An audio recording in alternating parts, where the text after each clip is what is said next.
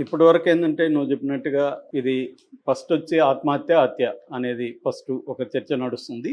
ఎందుకంటే ఒక photo release అయింది. ఆ ఫోటోలో ఆ అమ్మాయి వేలాడుతున్న పద్ధతి, నోట్లోంచి బ్లడ్ గారడం అవన్నీ చూసి ఇది ఆత్మహత్య కాకపోవచ్చు, చంపి వేలాడదీసి ఉండొచ్చు అనేది ఒకటి.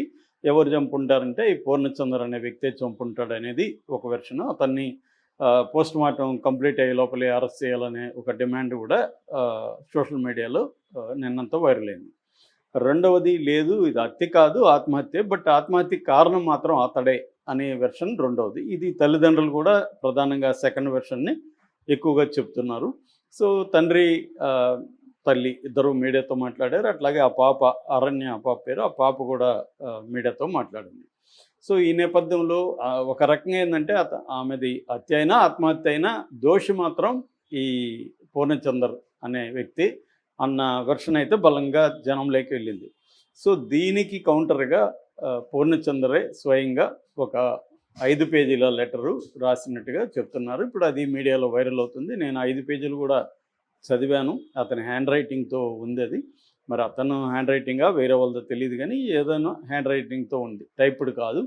సో, ఆ లెటర్‌లో ముందు ఏముంది అని చెప్పుకుందాం.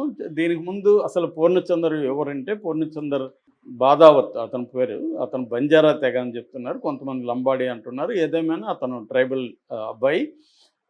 అతను ఇంతకుముందు టీ న్యూస్‌లో పనిచేసేవాడు. దాని తర్వాత బయటకొచ్చి moon productions advertisement company founder MD అని అతని ఫేస్‌బుక్ పేజీలో అతను పెట్టుకున్నాడు. అట్లాగే wow TV Telugu managing partner అని కూడా అతను పెట్టుకున్నాడు.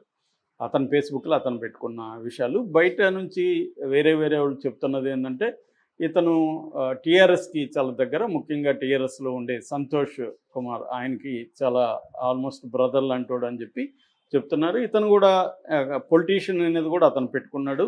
తనని తను డిఫైన్ చేసుకునేటప్పుడు పొలిటీషియన్, జర్నలిస్టు అవన్నీ పెట్టుకున్నాడు. సో, ఖానాపూర్ నియోజకవర్గంలో అతను పనిచేస్తున్నాడు. ఒక రాజకీయ నాయకుడికి లాగా. ఆ ఫోటోలన్నీ కూడా ఉన్నాయి. అతను దాదాపు కేటీఆర్‌తో, కేసీఆర్‌తో, తర్వాత హరీష్ రావుతో, కవితతో, ఇంకా చాలామంది టీఆర్ఎస్ ఇప్పుడు బీఆర్ఎస్ నాయకులతో అందరితో అతను దిగిన ఫోటోలు అతనే షేర్ చేసుకున్నాడు. కాబట్టి అతను క్లియర్‌గా బీఆర్ఎస్ టాప్ లీడర్స్‌తో దగ్గరగా ఉంటున్నాడు అని చెప్తున్నారు. కొంతమంది ఇతను మంచిగా ఇతనికి కాంట్రాక్ట్లు ఇప్పించి వాళ్ళు కూడా పర్సంటేజ్‌లు తీసుకుంటున్నారు. అలాగా ఇతను బాగా పై స్థాయికి అయితే ఎదిగాడు అనేది చెప్తున్నారు. అంటే డబ్బులుంది, కొంత పొలిటికల్‌గా ఇన్‌ఫ్లుయెన్స్ ఉన్న వ్యక్తి అనేది చెప్తున్నారు.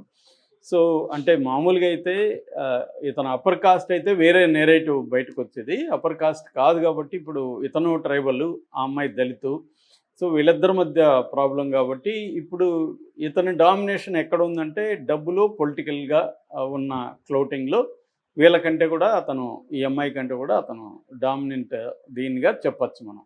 సో, ఈ యాంగిల్‌లో చూసుకున్నప్పుడు ఈ నేపథ్యంలో అతను ఏం రాశాడు లెటరు, ఆ లెటర్‌లో ఏం చెప్పాడు, ఏం చెప్పలేదు, దీన్ని ఎలా అర్థం చేసుకోవాలి అనేది మనం చూద్దాం. అతను ఏం చెప్పాడంటే, మీడియా మిత్రుల ద్వారా తెలంగాణ సమాజానికి పూర్ణచందర్ స్వయంగా చేస్తున్న విన్నపం అని రాశాడు. ఇదేంటంటే, నేను మీడియా ద్వారా ప్రజలకు చెప్పలేని స్థితిలో అబద్ధం తెలంగాణ మొత్తం చుట్టేస్తుందని భయం అని రాశాడు. నేను డైరెక్ట్‌గా మీడియాతో ప్రెస్ మీట్లు పెట్టి చెప్పలేను కాబట్టి ఈ లోపల అబద్ధం చుట్టేస్తూ ఉంది. సో, అందుకని నేను ఖచ్చితంగా ఈ అమ్మాయి స్వేచ్ఛ బలవన్మరణం అని కూడా ఆయన అన్నాడు. అంటే క్లియర్‌గా ఆయన ఆత్మహత్య అని చెప్తున్నాడు.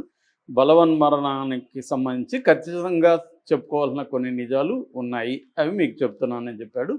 నాకు స్వేచ్ఛ 2009 నుంచి పరిచయం. మేమిద్దరం టీ న్యూస్‌లో పనిచేసేవాళ్ళం. ఇద్దరు ఫ్రెండ్లీగా ఉండేవాళ్ళం. తను అన్ని యొక్క విషయాలు నాతో షేర్ చేసుకున్నది. వాళ్ళ అమ్మా నాన్న శ్రీదేవి, శంకర్ ఆ పేర్లు రాయలేదు కానీ వాళ్ళ అమ్మా నాన్న జనశక్తిలో ఫుల్ టైం పనిచేసేవాళ్ళు. ఈ పాపకి 6 నెలల వయసు ఉన్నప్పుడే వాళ్ళ అన్నా వదినల దగ్గర ఈ పాపను వదిలేసి వాళ్ళు వెళ్ళిపోయారు. ఎప్పుడో సంవత్సరానికి ఒకసారి చూపుగా వచ్చేవాళ్ళు. దానివల్ల ఈ అమ్మాయి మిస్ అయ్యేది. ఆ బాధంతా కూడా నాతో కన్నీళ్ళు పెట్టుకొని షేర్ చేసుకునేది. 2008, 2009 మధ్య ఈ అమ్మాయి ఫస్ట్ మ్యారేజ్ విడాకులు అయిపోయింది. ఫస్ట్ మ్యారేజ్‌లో ప్రాబ్లమ్స్ వల్ల విడాకులైంది. 2016, 17లో సెకండ్ మ్యారేజ్ విడాకులైంది. అప్పటికి ఈ అమ్మాయికి సెకండ్ మ్యారేజ్‌లో ఉంచి ఒక పాప ఉంది. ఈ పాప అరణ్య. అంటే మనం లెక్కేస్తే ఈ పాప 2011లో పుట్టినట్టుగా మనకు అర్థమవుతుంది. 2011 నాటికే ఈ అమ్మాయికి సెకండ్ మ్యారేజ్ అయిపోయింది. అంటే విడిపోయింది 2009లో అయితే 2010లోనో అట్లా పెళ్లి చేసుకున్నట్టుగా మనకు అర్థమవుతుంది. 2011లో ఈ పాప పుట్టింది. 2017లో సెకండ్ డైవోర్స్ అయింది. దాని తర్వాత ఏ రోజు కూడా అమ్మాయి సంతృప్తిగా లేదు. తన సంతోషాన్ని వార్తల్లో, తన పాపలో చూసుకునేది. తన బాధని తన రాతల్లో వ్యక్తపరిచేది. 2020 నుంచి నాకు దగ్గరైంది అని చెప్పుకున్నాడు. 2017లో పేరెంట్స్‌తో అప్పటి వరకు పేరెంట్స్‌తో ఉండేది కలిసి. అయితే పేరెంట్స్ రామ్‌నగర్‌లో పేరెంట్స్ మధ్య గొడవలు కారణంగా అమ్మాయి డిప్రెషన్‌లో ఉండేదప్పుడు కూడా. అయితే అమ్మ నాన్న ఈ అమ్మాయికి తగిన ప్రేమ చూపించట్లేదు. అమ్మ నాన్న మధ్య కూడా గొడవలున్నాయి. దీంతో ఉండలేకపోయి 2020లో కవాడిగూడలో ఒక సెపరేట్‌గా రూమ్ తీసుకొని 2 ఏళ్ల పాటు ఒంటరిగా ఉండింది. తర్వాత 2022లో పాపను కూడా తీసుకొచ్చుకుంది. సో, నేను నాకు ఎలాంటి అన్యాయం జరిగిందో అలాగే నా పాపకి జరగనివ్వను. నేను ఒక తల్లిగా పాపని దగ్గరుండి చూసుకుంటానని చెప్పింది. 2020 నుంచి మేము దగ్గరయ్యాం కాబట్టి 2022 నుంచి నేను పాప బాధ్యత తీసుకున్నాను. ఒక తండ్రి స్థానంలోకి వెళ్ళాను నేను. పాపని ఉప్పల్లో కేంద్రీయ విద్యానిలయం చదివించాను, ఫీజు కట్టాను. ఈ మధ్య అరణ్య పాప మెచ్యూర్ అయితే కూడా నేను 5 లక్షలు పెట్టి ఒక ప్రైవేట్ ఫంక్షన్ చేశాను. వాళ్ళిద్దరి బాధ పెట్టకూడదని చెప్పి. సో, నేను అన్ని బాధ్యతలు తీసుకున్నాను. పాప కూడా నన్ను సరదాగా పూరి అని పిలిచేది. సో, అంత క్లోజ్‌గా ఉండి ఇప్పుడు ఆ పాప నా గురించి మీడియాతో మాట్లాడింది. నాకు బాధేస్తుంది అది విని. సో, నాకు స్వేచ్ఛకి ఎటువంటి విభేదాలు లేవు.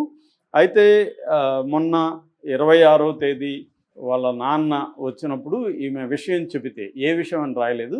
విషయం చెబితే ఆయన ఒక మాట అన్నాడు. అదేంటంటే 2 సంవత్సరాలకు ఒకసారి ఒక మనిషిని తీసుకొచ్చి మీ అల్లుడని పరిచయం చేస్తావు. నేను తలదించుకోవాల్సి వస్తూ ఉంది. నాకు డబ్బు లేకపోవచ్చు. నేను పీడిఎస్‌లో పనిచేశాను. నాకు గౌరవం కోల్పోదలుచుకోలేదని గట్టిగా అన్నాడు. దాంతో ఆమె హర్ట్ అయింది ఆ మాటలకి. నాతో చెప్పుకొని ఏడ్చింది. నేను ఈ విషయాన్ని వాళ్ళ అన్నా వదినల దృష్టికి కూడా తీసుకున్నాను. వాళ్ళు కూడా తప్పే అన్నారు. నేను ఆ అమ్మాయికి నేనెప్పుడు బాధపడలేదు, బాధ పెట్టలేదు. నేను ఆ అమ్మాయి చావు కోరుకోలేదు. నేను బాగానే చూసుకున్నా వాళ్ళిద్దరిని. ఆనందాన్ని ఇచ్చాను. సో, ఈ ఆరోపణలన్నీ తప్పు. వీటన్నిటిని నేను కోర్టులో చెప్పగలను కానీ బయటకొచ్చి చెప్పే పరిస్థితి లేదు. మా ఇంట్లో వాళ్ళని పోలీసులు తీసుకెళ్ళి పూర్ణచంద్ర వచ్చే వరకు మిమ్మల్ని వదలమని నిర్బంధం చేస్తున్నారు. సో, నాకు లాలో నమ్మకం ఉంది. Law will take its own course. I believe in the law as N abiding citizen అనేది బేసిక్‌గా చెప్పాడు. ఇంకొక విషయం కూడా దీంట్లో ఏం చెప్పాడంటే, ఈ అమ్మాయి ముందు నుంచి కూడా ఒంటరితనం, ఏకాకితనంతో బాధపడేది. అన్నీ ఉన్న అనాథలాగా ఫీల్ అయ్యేది.